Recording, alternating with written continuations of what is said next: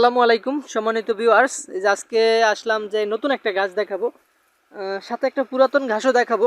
নতুন গাছটা হলো তাইওয়ান হাইব্রিড ঘাস। এই যে গাছটা দেখতে পারতেছেন, এটা হচ্ছে তাইওয়ান হাইব্রিড ঘাস। আর এই পাশে যে গাছটা দেখতেছেন সকলের সুপরিচিত চীন থেকে আগত জারা ওয়ান হাইব্রিড ঘাস। তো এখানে একটু ডিফারেন্স আছে, আমি ডিফারেন্সটা বুঝাই আপনাদের। জারা ওয়ানটা চাষ করা শীতের সময়, শীতের প্রথম দিক দিয়ে, একদম শীতের প্রথম দিকটা চাষ করা হয়েছে।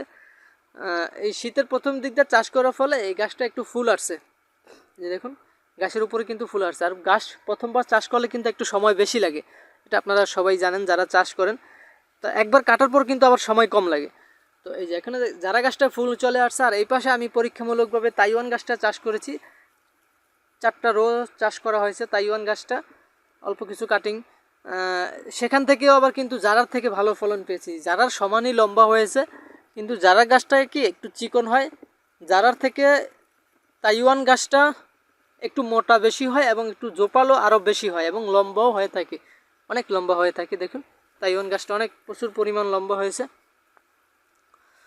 তো জারার থেকেও ভালো ফলন পাওয়া যায় তাইওয়ান গাছটা। আর কাটার পরে কীরকম ফলন হয় দেখুন আপনি। এই গাছটা জারা এবং তাইওয়ান উভয় গাছটাই মানে 1 মাসের মধ্যে কেটে খাওয়াতে পারবেন। অল্প কিছুদিন হয়েছে কেটেছি, তারপরও মাশাল্লাহ অনেক ভালো ফলন হয়েছে। তো এটা থেকে বোঝা যায় যে 1 মাস পর পর আপনি কাটার পরে একবার সার প্রয়োগ করবেন, 1 মাস পর চাষ করতে পারবেন।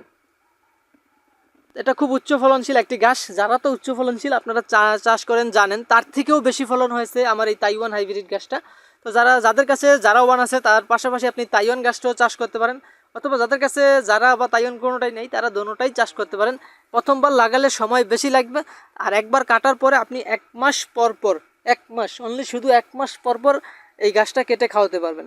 এটা সারা বছরই খাওয়ানো যায়, উঁচা জমিতে চাষ করবেন। তবে যারা এটা আপনার মিনিমাম 15-20 দিনের মতো পানি সহ করতে পারে।